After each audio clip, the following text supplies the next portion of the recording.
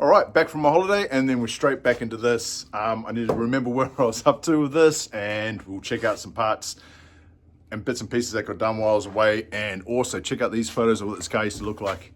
It was pretty sweet. Anyway, let's get to it. Thanks, Mark, for these photos. I actually reckon the car looked pretty sick with that spoiler kit.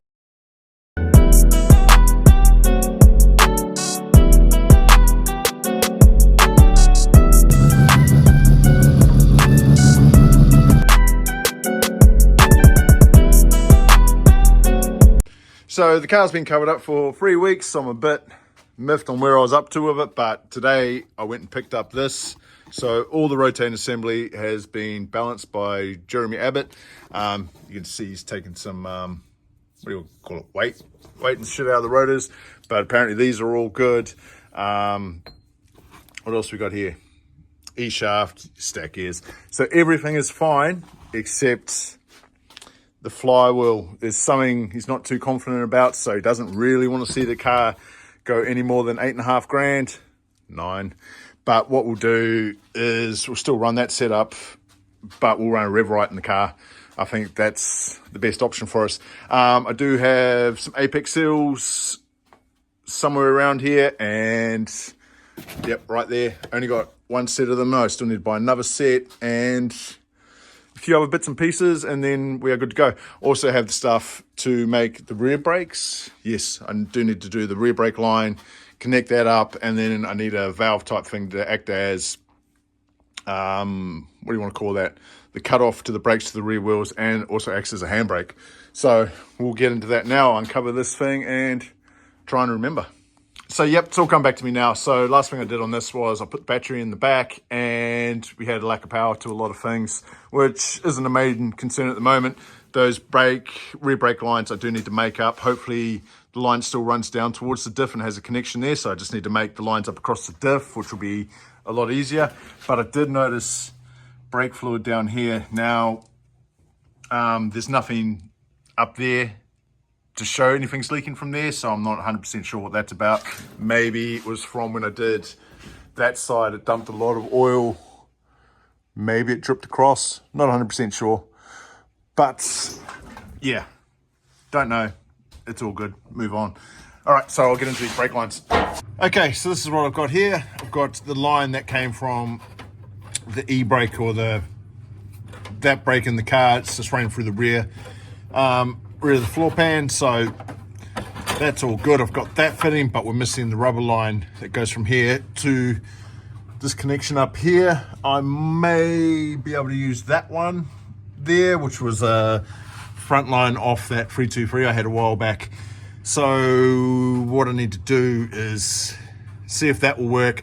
I thought I had a freeway connector, one that plugs the line in that way, then splits off to two.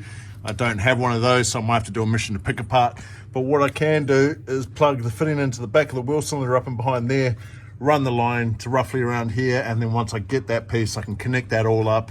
And then once we get the lever or whatever goes on the other end of this and plugs into the factory line, we'll be good to go for brakes. Now I just need a decent bleed up and go from there. Just noticed that too. She's got some cancer. Some cancer in the rear quarter there. It's quite bad. Yeah, okay. We'll have a look at that later on. So first off, we'll try this line here. Should, or hopefully, it will, oh man.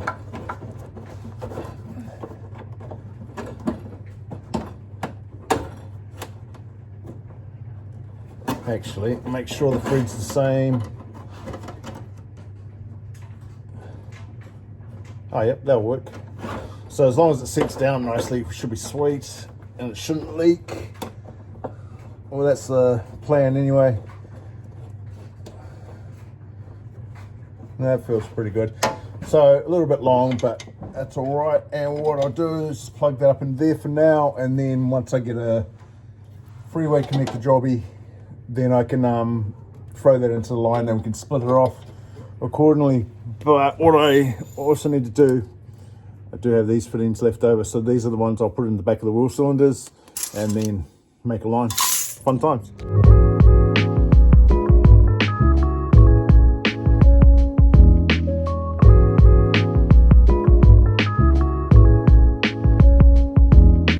So I've just gone ahead and made up this line and almost forgot the fitting, almost. But that should work here. It's just been made long and just left short on this end until I get that other fitting. So we'll go ahead and make this other one. Now I got this brake line and kit a while ago. I got it for the Rx7 and I got it from Alien Speed Parts, pretty cheap, and it does the job quite nice. So give them a look up if you're after any of this. So to make the line, I've just left it a little bit proud, and we'll go ahead and put the first little, what do you want to call this thing? Put it in there. It should. No, it doesn't want to. Is this even the right one? Yes, it is. Might have a little bit of a burr on it from when I cut it. All right, bear with me. Okay, so go on and cleaned it up. Put your fitting on. I did forget again. Seems to be a common occurrence. Now you just feed it into the right slot, groove, whatever you want to call it. I think I'm in the right one. Must be. It's the only one that grabs the line properly. So then you put this little thing in there. Now where is the other bit?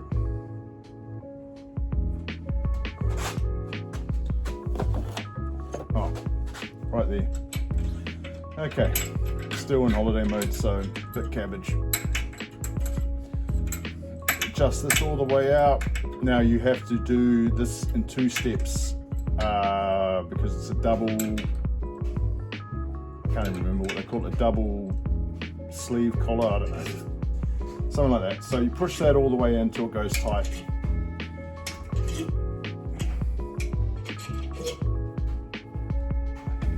Now undo it, and then you take that out. It will come out, and then just hit it again. Double flare is what it's called. And then just hit it with this one, and then we should be good. And then we'll just cut it to size, plug it into the rear drums, and then play the waiting game again. But after that,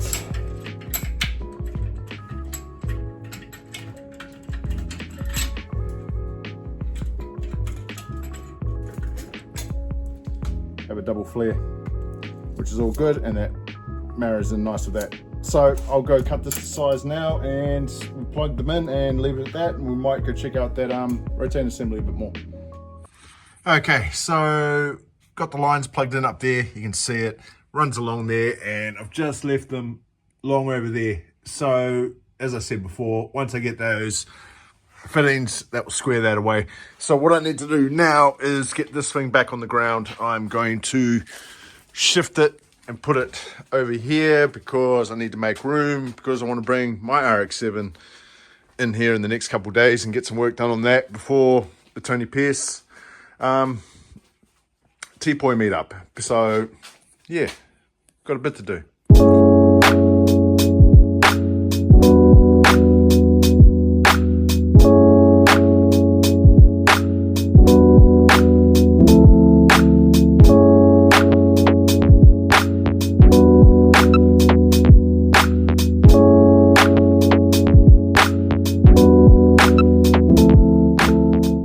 So that was a prick to move. Something's wrong with the rear drums in it. I think those brake pads are tight on the drum, so it's just a pain. And having a locked diff, it wasn't fun. Anyway, so moving on with this. So as you can see in the back of the flywheel, we had a lot of weight taken out of this to balance it up, so that's all good. And the pressure plate did go with it, so we got matching marks where they need to be. So that's all good, so that's cool. From what I heard, there is no issues with the rotating assembly themselves. He's quite happy with it. It was just something to do with the flywheel. He doesn't want to push it too high.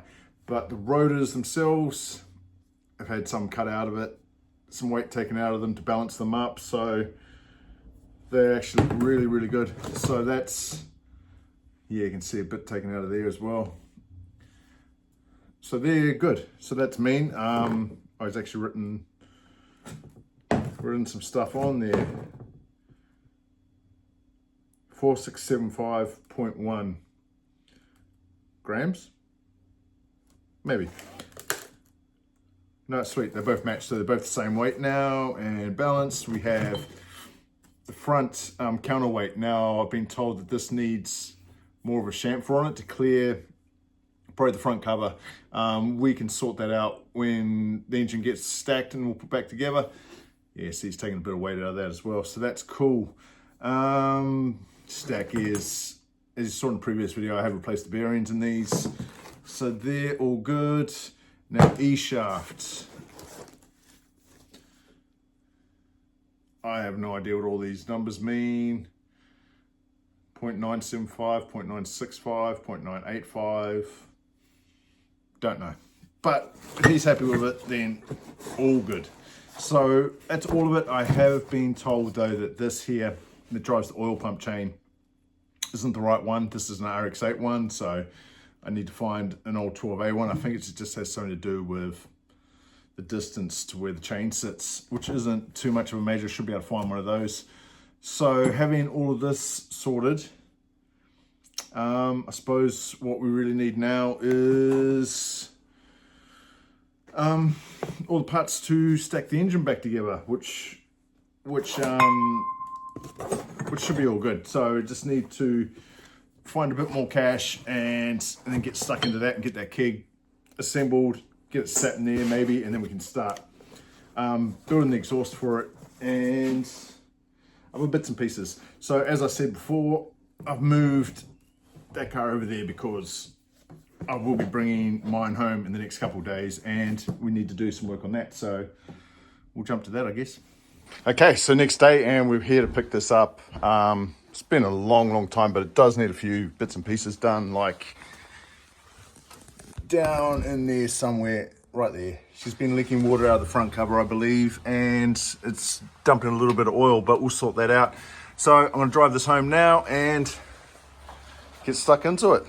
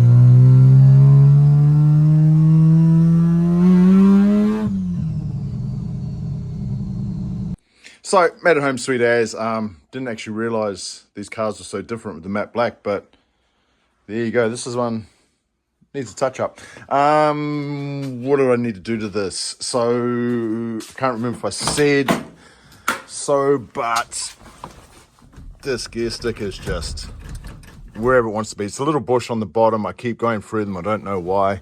Need to figure that out. Also, on the water pump at the back here, I don't have those little spaces that you put on the end of the pump there, so I think it's not setting 100% and it's just leaking water.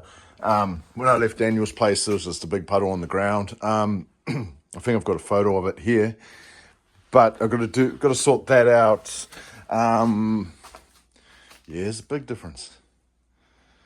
Anyway, so also one of these wires off the alternator here, I've got the one that engages it, but the one that runs to my warning light is not hooked up.